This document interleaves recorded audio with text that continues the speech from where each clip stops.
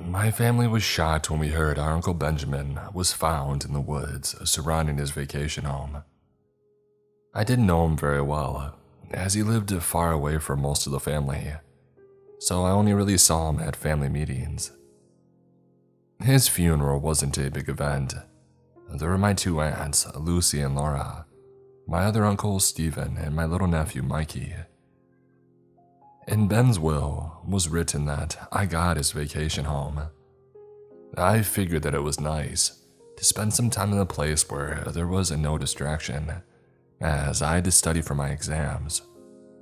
Also, if I could rent a small apartment, I would probably have to live off instant noodles and water for a few months. The day after the funeral, I packed up my things so that I could move to my new home. The drive itself was uneventful, though I did underestimate the length of the drive. When I was driving through the woods, I thought that I saw a face or two amongst the trees, but I just blamed it on my mind for being a bit sleepy, and it was around 11 p.m. when I had arrived. Once I was there, I put all the food that I had in the fridge and made my bed so I could go to sleep. When I woke up the next day, I showered and made some breakfast and hopped in front of the TV to watch a show on Netflix. Halfway through my show, I thought that I heard barking coming from the woods, but I didn't think anything of it, as I thought that it was coming from my show. However, the barking did not stop, so I decided to check it out. I walked a bit in the direction that I thought it was coming from, but I couldn't find anything, so I shrugged it off and I walked back to the cabin. The rest of the day was uneventful. I did, however, sort out a few moving boxes. As it was getting kind of late, I decided to watch one more episode of my show and head to bed afterwards. The next day started off as normal again. I showered, ate breakfast, and started to unpack a few more boxes. However, around 10 a.m., I heard it again, barking. This time I knew that it wasn't just my mind playing tricks on me, as I had heard it loud and clear. I directly stopped unpacking and went to investigate the noise. When I went into the woods to check out the sound, I found a tiny Labrador pup. It was covered in mud and scratches. I knew that I couldn't just leave him out there, so I took him back home. I gave him a bath to get all the mud and filth off him, and then I took him to the closest vet, which was about 5 miles away. Once we had arrived, I took a seat in the waiting room.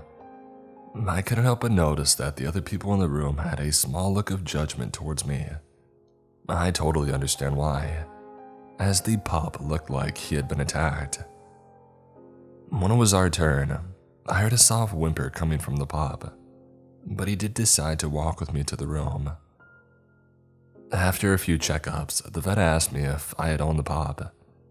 I said no and that I had found him in the woods. The vet went quiet for a second and asked me if I wanted him to check for a chip. I said yes, and the vet checked, but he found no said chip. So I suggested that if he didn't belong to anyone, that I could keep him and take care of him. The vet sighed and went to get the papers for me to fill in so that I could take the puppy home. On the way home, I went to the local pet store to buy some toys, food, and a water bowl. After buying all the stuff that I would need to take care of him, I thought of a name for him. After about 5 minutes of thinking, I came up with the perfect name: Winston. Winston directly jumped up from his seat and started barking and wagging his tail. When we got home, I put everything in place and put his dog bed next to the couch with some toys, and his food and water bowl in front of the TV. After that long day, I was very tired, so I decided to chill out and watch a few episodes of my show. When I sat down, Winston started whining while wagging his tail. I asked, "Do you want to sit next to me, boy?" He answered the question with a happy growl and jumped up on the couch beside me.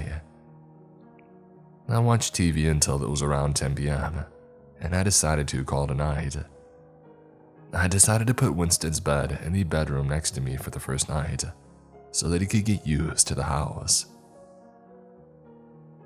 When I woke up the next morning, I noticed that Winston's bed was empty and that the bedroom door was open. I thought that he had walked through the door to watch the birds through the giant window in the living room. However, when I went to check, I didn't see him. But then I noticed that the front door was wide open, even though I knew that I had locked it the previous night. My heart dropped. I panicked and I ran out of the door to find him. After about 20 minutes of searching, I finally found him with a leaf he had found in his mouth. I picked him up and I carried him back inside. It was near lunchtime, so I decided to put a frozen pizza in the microwave. I was very hungry as I hadn't eaten anything for breakfast. After eating, I took Winston for a walk, but he kept looking into the tree line, as if something were out there. Each time, I thought that he saw something. I looked, but I couldn't see anything. After about 10 minutes of walking, I decided to head back to the house. I am glad that I made that decision, because right after I had closed the door behind us, it had started storming. The sky became a brown-yellow color, and I could see the clouds rolling over. I had seen this weather only once before. I was visiting a friend that had moved to the Netherlands, and then I first saw this type of weather. I decided to make some hot chocolate for myself and I sat down on the couch to binge watch my show for a while. Winston was sleeping right next to me. After a while, I dozed off too, but I was awakened by Winston whining at the front door.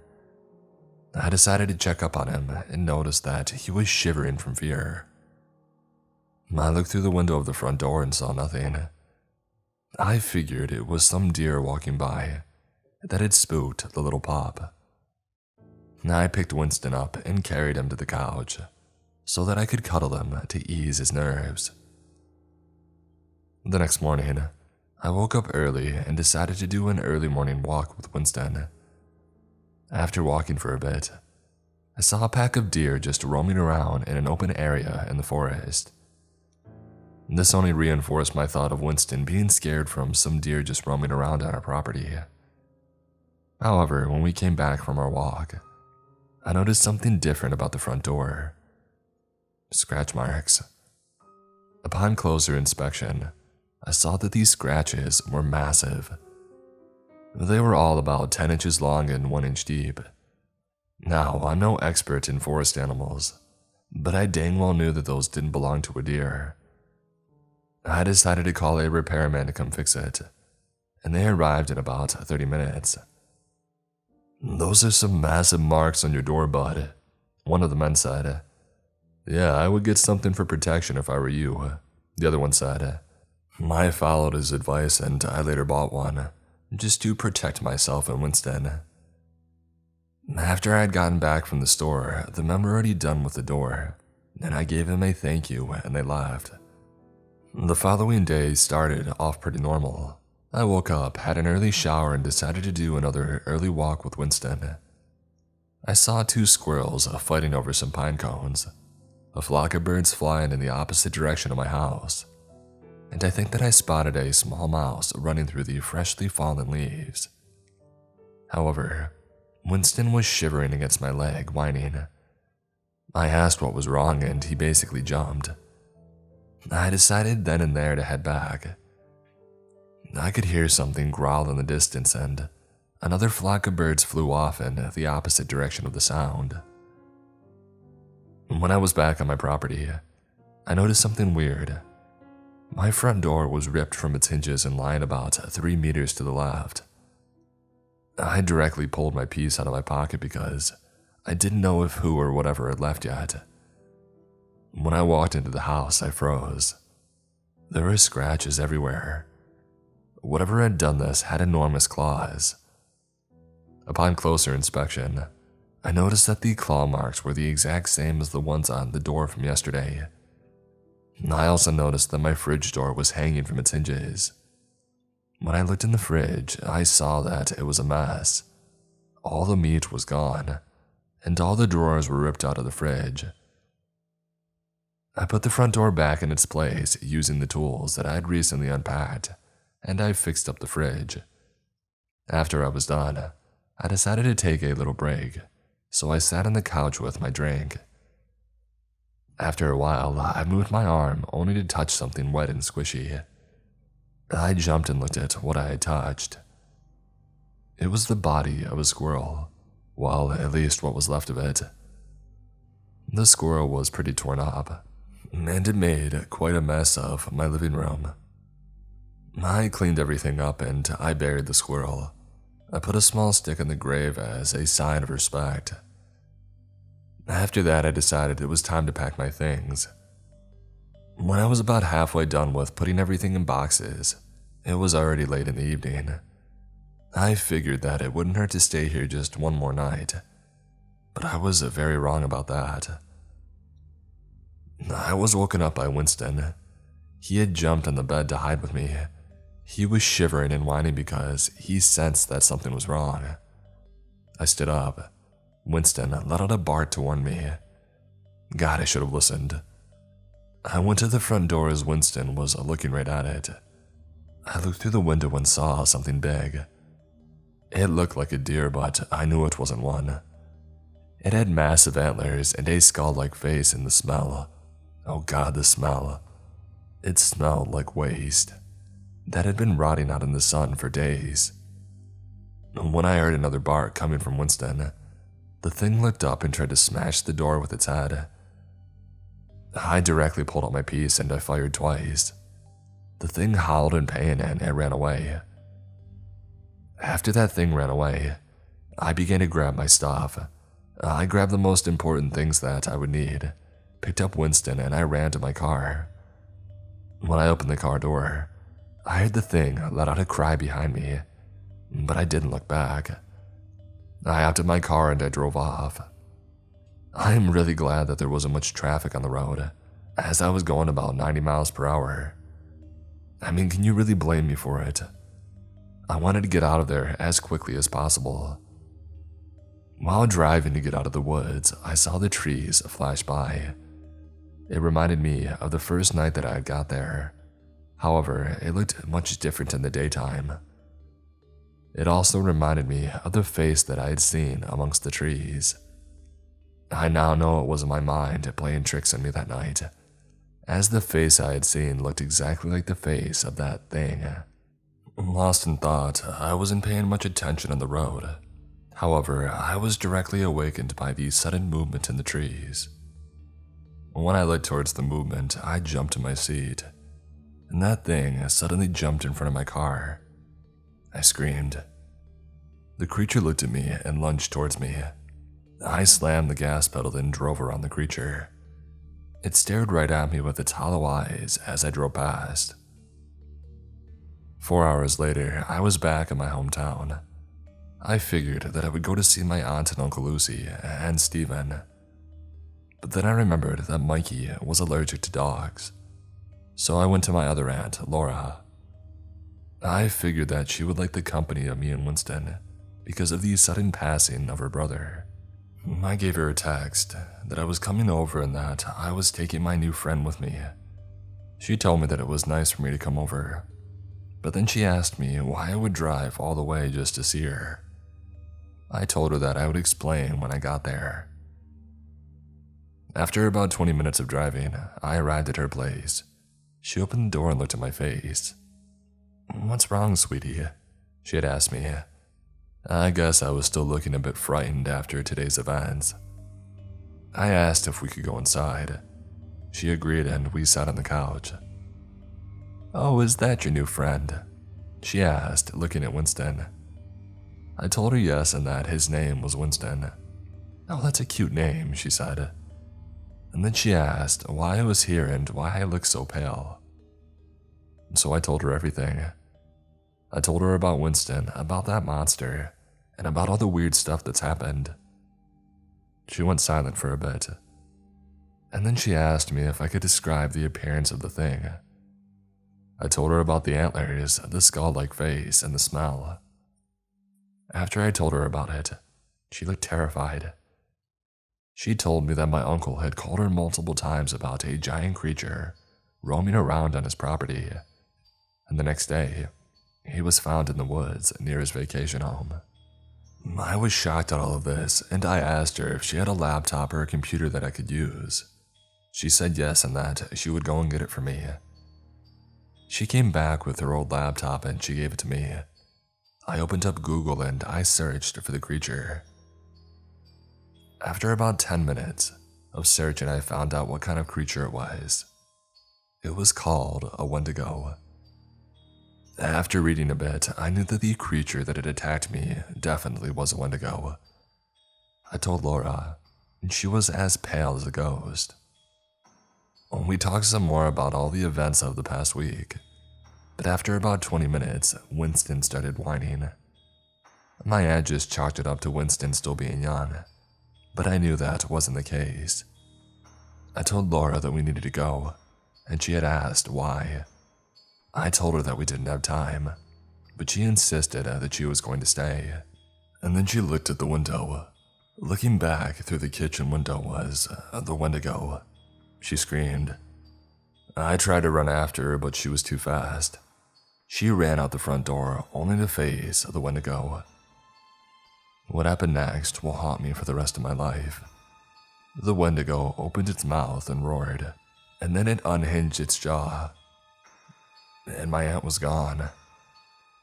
Winston almost ran out of the door, but I picked him up just in time. The creature looked at me and grinned. I could still see pieces of my aunt in its teeth. I ran for the back door and out on the street. I didn't stop running until my legs were about to collapse. After checking if everything was safe, I fell underneath an oak tree. I was woken up sometime in the morning by Winston. After remembering what had happened the previous day, I started crying. Winston curled up beside me to ease my nerves. I'm glad you're here with me, buddy, I said. After fully waking up, I figured that was the best thing to do. I had to go back to my car and drive far away from here. However, when I was back at my aunt's house, I saw that my car was turned into a wreck. The windows had been smashed, the metal had been turned into shreds, and one of the car doors was hanging loosely. I checked the back seat and saw that my bag was still intact. I had left all of my money in the bag, so it was nice that I still had that with me. After grabbing my bag, I headed towards the shopping mall to buy some food, as I had left all my food in the vacation house. While walking, I realized that the Wendigo had likely followed me. I decided to head to the local library to learn more about the beast, mostly on how to get rid of it. When I entered, the nice librarian greeted me. I asked if there were any books about the Wendigo, and she told me that she would check, and I gave her a thank you. After a while, she told me that there were 2 books in the horror section and 1 in the mythology section. I thanked her and headed to the horror section to find them. After searching for about 8 minutes, I found them, and once I was done, I headed to the other section to find the last book.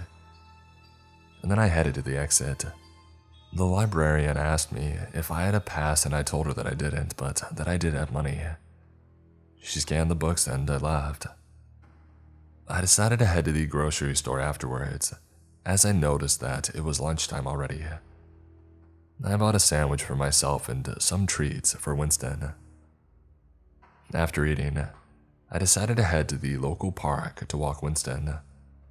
I walked about 10 minutes until I found a bench and decided to sit down and read the books that I had bought. When I opened the first book, I directly looked up on how I could get rid of the beast. When I couldn't find anything, I opened up the second one. After looking, I didn't find anything either, so I opened up the last book. When I searched, I found information on how to finally get rid of this beast. I directly went to that page and read that silver was the weakness of the Wendigo. I remembered that there is a store about a mile away, so I decided to pack my things and head in that direction.